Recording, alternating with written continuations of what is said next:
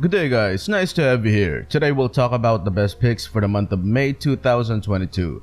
These heroes were based on official data from the developers, original server and advanced server updates, and also feedback from former and current Mythical Glory players. Also, these heroes are grouped according to their primary roles officially listed on the game, not the lanes nor areas they are ideally played in.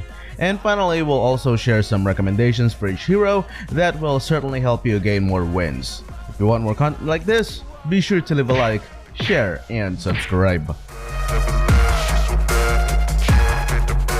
Franco is currently the only tank with a control effect that completely stops an enemy hero. Just recently, more battle spells were buffed and given the ability to become castable or usable even when the user is controlled. This made the other control type heroes a bit less useful. Suppression, however, is the exception. This ultimate can disable everything and anything and even prevents cleansing abilities from dispelling its control effect. This makes Franco effective in completely stopping an attacker or unwary enemies passing by. Grok has been tremendously effective. Since his ultimate was improved, it is now more capable of disabling multiple enemies at once. He's also a good tank support because of his passive, which allows him to absorb crowd control effects, which helps him charge up his first skill without getting interrupted. Because of his skill set, I strongly recommend playing him as a roaming support.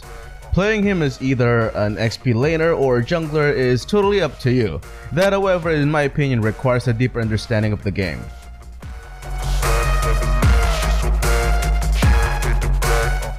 Basha, from being a very risky cheat strategy, will become a more stable part of the tank jungling strategy this month of May due to the number of heroes that will scale better on the late game, which can be amazing allies for Basha. Karina's passive ability will be nerfed as well, which means one of the most effective heroes against Basha will have less relevance, thus making his presence more impactful in the game. Just to be clear though, Karina's not gonna be that weak at all. That's not what I mean. It's just that her effectiveness against Basha will be significantly less. Vengeance will be nerfed, which will lower its damage reflection, which in turn will make burst heroes such as Clint more effective compared to last month. He's got a good combination of mobility, control effects, and burst damage, and let's not forget the fact that Clint is still extremely effective as a Reaper even when built with only 2 to 3 damage items. It's only worth it if you work for it. Beatrix will become more relevant next month as well for the same reason as Clint, and since some heroes will be forced to invest on more damage items instead of defensive items because of the nerfs they will receive, her potential to burst enemies down will increase. Play her within bushes as much as possible in order for her to be able to aim properly. Keep in mind that Wesker, one of her greatest weapons, is not target locking, and you have to be careful when you are utilizing it. 1-1 is still our top marksman for the month of May. Ever since her ultimate got reworked and became easier to handle, she's been a monster to deal with. To make matters worse, for enemies, damage reflection effects such as blade armor and vengeance aren't so effective since her ultimate renders her invincible. The only issue with her is her weakness on the early game. Just play carefully and freeze the lanes when necessary, and you should be in good shape.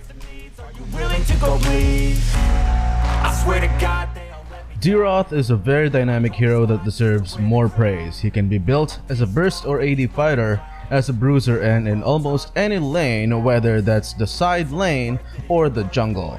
He is also a decent pick against most tanky heroes, even those included in the meta. Just remember to choose the appropriate skill and emblem. One of the common mistakes of players is choosing the incorrect configuration for him. If possible, use high and dry and invest your emblem points on physical damage and physical damage penetration. Also, make sure to prioritize his second skill next only to his ultimate. Contrary to popular belief, his first skill should be the least of your priorities. Hilda has been performing tremendously well after the adjustments she received. Sure, she may not be as powerful on the late game as before, but her early game power spike is now tremendous. And the truth is, despite the nerf on the late game, her damage scaling is still pretty good. She is also a good pick against most meta heroes right now. Whether her target is squishy or tanky, it really doesn't matter since her ultimate has a tremendous base damage at max stacks, which makes it a good execution skill against squishies, and skills depending on how high the target's max HP is, which also makes it a good skill against tanky heroes. Masha will still rock the month of May because of her amazing skill set. Just make sure to build according to the situation and the enemy team's lineup.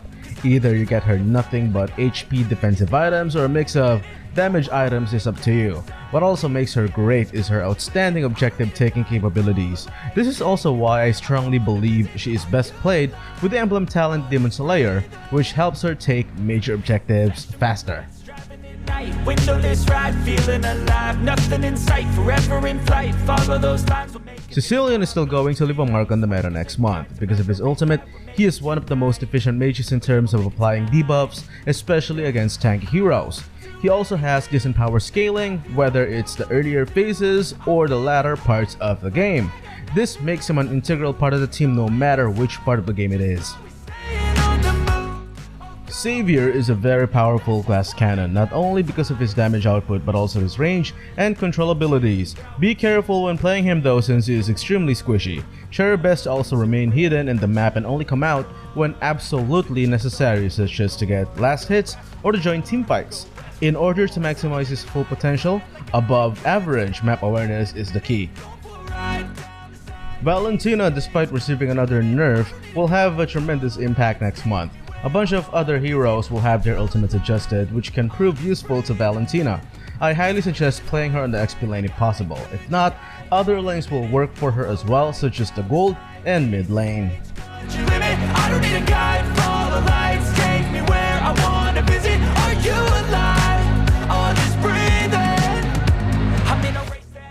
Estus will never be irrelevant, just make sure the timing is right for his ultimate.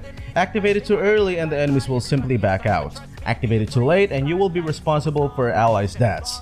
I strongly recommend getting him defensive items, especially since a lot of heroes in May will receive a buff on their early game power spike. Matilda may not seem as threatening as before, but she is still formidable, especially when teamed up with tanky junglers. Her ability to improve her allies' mobility makes her team excellent at securing kills. Her ultimate is also one of the most overpowered skills in the game when used properly. It allows her and her ally to bypass defenses and go straight to the core hero for a takedown. Angela, in my opinion, will be a perfect support for the month of May. She complements most, if not all, tanky heroes and carries and can really turn the tides of battle as long as played by someone with good map awareness. While it's true a lot of battle spells work well for her, I strongly suggest Sprint instead. It acts both as an offensive and defensive battle spell. Are you alive? Or just breathing? 'Cause I've been living life right like I could just die any minute. Going for a ride down the side. Selena is a very dynamic hero that can be played effectively as a roamer, side laner, jungler, or mid laner. She can be very useful in securing objectives as well, and is one of the rare breeds that has an ultimate skill available at level 1. With proper usage, she is one of the fastest power scaling heroes in the game. Karina will receive a nerf next month, however her passive's magic power scaling will improve, which means she could be better with 1 to 2 magic damage items as opposed to purely building her with defensive items. Besides, despite the nerf, she is still tremendously useful up until the nerf. If you are going to get magic items for her, make sure one of it is concentrated energy. Also, instead of getting Cursed Helmet, I instead suggest items with greater defensive stats such as Anti-Cuirass and Athena Shield. Ling has been tremendously powerful after receiving the adjustments. Not only is he easier to play with now, he is also more effective against more enemies than before.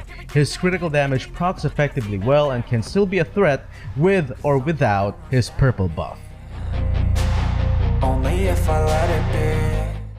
There you go, those are the heroes that I think will leave a mark next month. What do you think? If you were to replace some of the heroes here, who would it be and who will you replace it with?